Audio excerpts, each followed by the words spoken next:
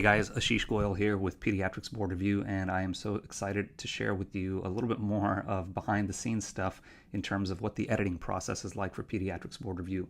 Right now we're working on the next edition of the book, and literally there are people working on this file 24 hours a day, either me or one of my assistants or my editor, Mike Blythe, and previously Mike as well as Sarah Lynn. They both worked on this aggressively in terms of helping out with potential content revisions, formatting revisions, and all kinds of stuff. And I just wanted to give you an idea as to kind of what we're doing over here and what the different challenges are that we end up having when we're formatting the new book and editing it. So one of the really cool things that we do within Pediatrics Board Review is the double take. The double take is a piece of content that is in the book more than once. That's all it means, is it's in the book more than once, and sometimes it's actually a triple take or a quadruple take depending on how important the information is. And that double take is something that's very challenging for us, because if you change it in one place, you have to make sure that it's uniform throughout the entire book. So anytime one little word or a phrase gets changed, we have to search the entire book and go ahead and replace that particular content throughout the entire book. So very, very challenging, but the rewards have just been huge. Like one of the challenges that I had when I was studying was I noticed that, there are different chapters that have overlap. The infectious diseases chapter has overlap with the inborn errors of metabolism chapter, because there are disease processes that do have overlap in terms of the way that they present. So the double take is something that's been very, very cool, because it's allowed both me as well as PBR members to seamlessly be able to study one disorder and study a like disorder or a related disorder without having to flip through the book a bunch of times. And the feedback has just been absolutely amazing. So that's one of the things about the double take.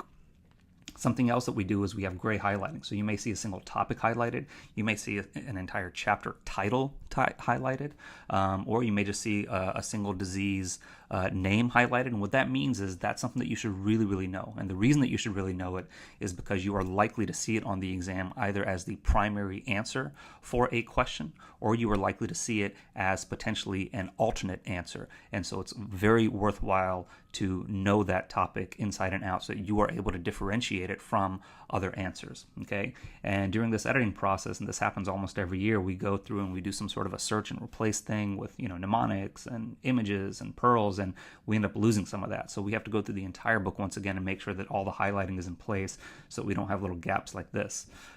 Something else that we do is we have name alerts. There are a lot of disease processes that sound the same, very similar, like condyloma lata, condyloma acuminata, and we want to make sure that you are thinking about those things, because when they are presented in isolation, sometimes you forget, or you sometimes start to get confused, and we want to put that information right there in front of you so you can look at it and be like, oh yeah, that's right, these are the two processes that sound very similar, and Ashish is doing a great job over here of helping me understand what the slight differences are so that I can go ahead and remember that. And sometimes we go ahead and throw in a mnemonic on top of that so that not only are you able to differentiate by name, but also the mnemonic will help you remember maybe one fine point that will help you very quickly differentiate one disorder from another, because they may be very, very different disease processes, but the names sound very, very similar. Okay.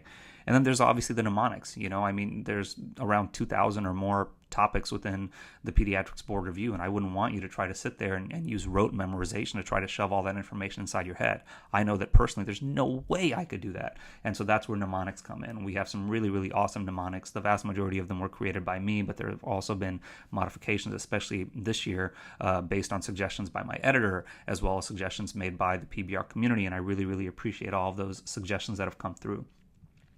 And then we have pearls. Pearls are information, bits of information that you should absolutely know. Sometimes I put those in there because there's a little extra piece of information that helps you tie things in to the main disorder. But other times it's just a slight reframing of the information. It's just a slight reframing of the information to kind of give you that aha moment. It gives you a little bit of a click of, oh my goodness, that's what he was trying to say. And just presenting that information to you in a slightly different manner helps you finally understand some of the nuances for that particular disorder.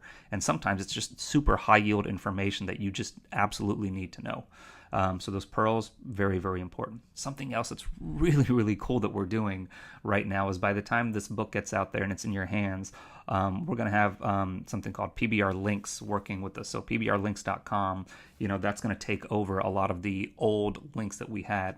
And these will almost be like permanent or semi-permanent links that you can use in the future to access the different images that we are referring you to. With 400 images, if we tried to shove 400 images into this book, it would be a monstrous book with like 500, 600, 700 pages, and that's just hard for you to carry around. And a lot of these images are not to be used by Pediatrics Board Review because they are commercial images. They're somebody else's images, but we can refer you to them. They've got great images and we want to refer you over to them.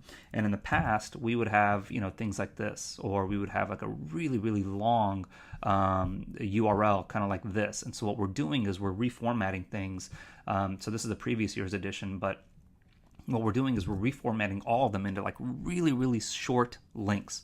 And all the links are going to be behind a website called PBRlinks.com. So these PBRs and Pediatrics Board Review. So PBRlinks.com, there'll be things like, Peg Teeth 1, Hutch Teeth 1, or Chlamydia 1, Chlamydia 2, Chlamydia 3. And it'll be super easy for you to go and retrieve those images and study them very, very quickly if you're typing in the links.